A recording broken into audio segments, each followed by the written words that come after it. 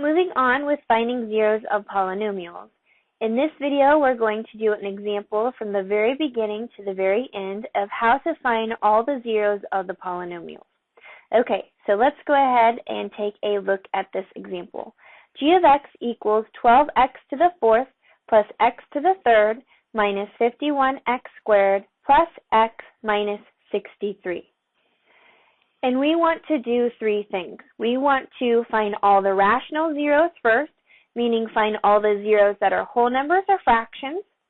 Then find all of the other zeros, and we'll talk about the format that those can take at the end of this video. And then we want to factor it into linear factors, just like we did in the last example. Okay, the first thing that we need to do is, of course, we need to set this equal to 0, and then we can talk about how we can factor this. Well, this doesn't factor by using any of our old school methods, not by grouping, trinomial, or any of those things, so we know that we're going to have to factor this by using either synthetic division or long division. But when we do those methods, we have to figure out what to divide it by. Now, we can just try and guess and guess and guess, and maybe it might work out and maybe it not. And so that's why we have two methods to help us narrow down what to divide it by. We can use our calculator to figure out where it crosses our x-axis, and we'll do this in a moment. And then we also learned that we can use the rational zeros theorem. The rational zeros theorem tells us our possible rational zeros.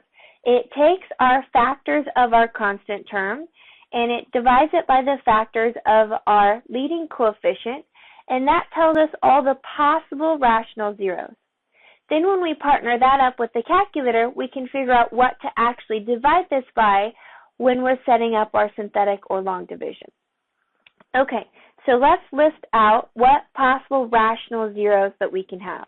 So factors of 63 are 1, 3, 7, 9, 21, and 63.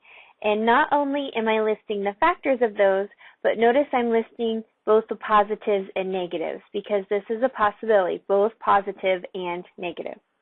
Okay, all divided by factors of my leading coefficient, so factors of 12. So factors of that are 1, 2, 3, 4, 6, and 12. Now I need to partner all of these up to give me my full entire list of possible rational zeros. Now this is a lengthy list for sure, and so you might not think it's going to do us a whole lot of good, but I promise you it will when I compare this with just not having any guesses whatsoever. So if I don't have something to go off of, I have an infinite number of guesses. Well, here when I have this list, that narrows it down at least quite a bit. Okay, so I'm not going to write plus or minus with each of these answers here, so I'm just going to do plus or minus in the set brace, and this is to resemble that I have plus or minus for each of these factors.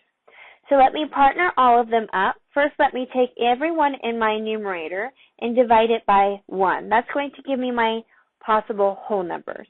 So 1, 3, 7, 9, 21, and 63.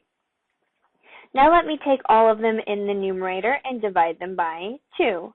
So that gives me 1 half, 3 halves, 7 halves, 9 halves, 21 halves, and 63 halves.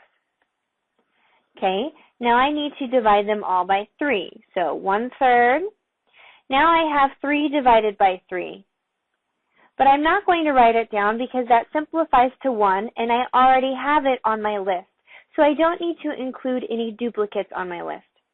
Then I have 7 divided by 3. 9 divided by 3 is on my list, so I don't need to write it again.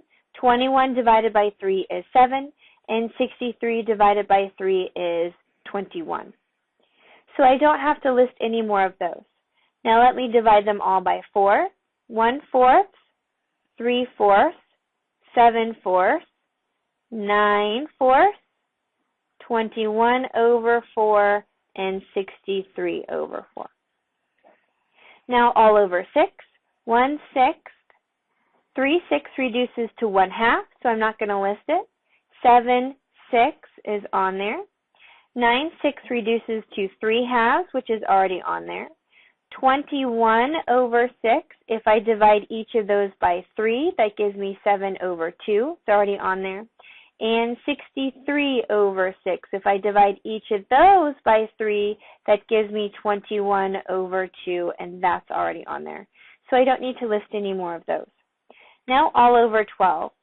So I have 1 over 12. 3 over 12 reduces to 1/4. 7 over 12. 9 over 12 reduces to 3/4. 21 over 12 reduces to 7 over 4 if I divide them by 3. And 63 over 12 reduces to 21 over 4 if I divide those by 3. So I have all of those included already. So that leaves me with the finished of my list. Now again, it's a lengthy list, but I promise you this is going to help us out quite a bit. So what I want to do now to figure out which of these actually works is I'm going to compare this with what my graph tells me. So let's graph this on our graphing calculator. So I have my original function typed in already into my y equals. I have adjusted my window, so I'm going to see a good representation of this graph. Notice I've narrowed in my x values from -5 to 5, keeping the scale the same, and I've zoomed out quite a bit on my y values, going from y min of -200 and y max of 500. I changed the tick marks on my y-axis to go by 50, so that way I have a more accurate representation. And now let me go ahead and graph this. And we see this here. Now I want to compare my x-intercept seen on this graph with the list of ordered pairs, with the list of numbers that we just came up with by our rational zeros theorem. So the disadvantage of my graphing calculator is I don't have any whole numbers, and when I look at the zeros between these values here, I don't have any guess as to what fraction or what decimal that can represent it all on its own. But when I compare it with my list, I have quite a good guess. So the great thing about this is my zeros are going to be between 2 and 3, both positive and negative. So I'm going to look for that list of numbers, and I'm going to see if any of those numbers simplify down to be between 2 and 3.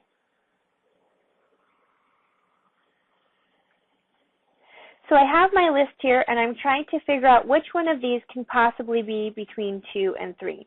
I know none of my whole numbers can work because those are obviously whole numbers. I can cross off any of these numbers that are going to be less than 1. They're really easy to see. And so now let me do a more precise search between numbers between 2 and 3. So 3/2 is 1 1/2. That doesn't work. 7 over 2 reduces to 3.5. That's too big. So the rest of these over 2 are also going to be too big. Then I see this 7/3.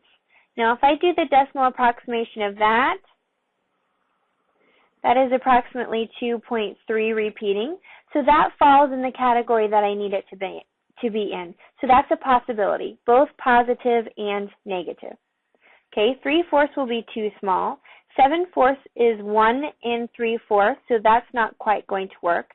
9/4, that is 2 1/4, so that is another possibility between 2 and 3, both the positive and the negative part of it. 21 over 4 is 5 and something, so that won't work, and so this will also be too big. 1/6 is too small. 7/6 is 1 1/6, that's too small, and 7/12 is between 0 and 1. So you can see why this list of numbers is really useful, because I take this long list and I narrow it down to basically 4 possibilities, plus or minus 7/3 and plus or minus 9/4. So now I'm going to go back to my calculator and I'm going to see which of these 4 options work. So I'm going to push my trace button, and let's try 7/3 first. Let's try the positive version of it. If I type in 7/3, I see that I'm really close, but I'm not at an x-intercept, so that won't work. So let me try the positive of 9/4 then. And you can see that that does work. It gives me a y value of 0, which confirms that this is an intercept. So I have one exact answer, the answer of positive 9/4.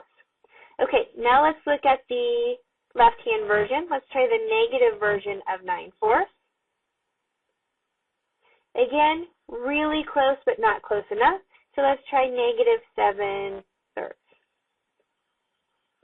Now, it intercepts my x-axis. Don't be alarmed by this y value here. That's just scientific notation for a really small number, such as 0. So that confirms that my negative 7/3 has worked.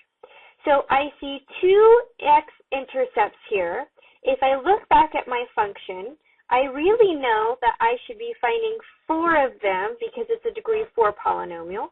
So I'll have to figure out what's happening to the other 2. But I know my actual answers,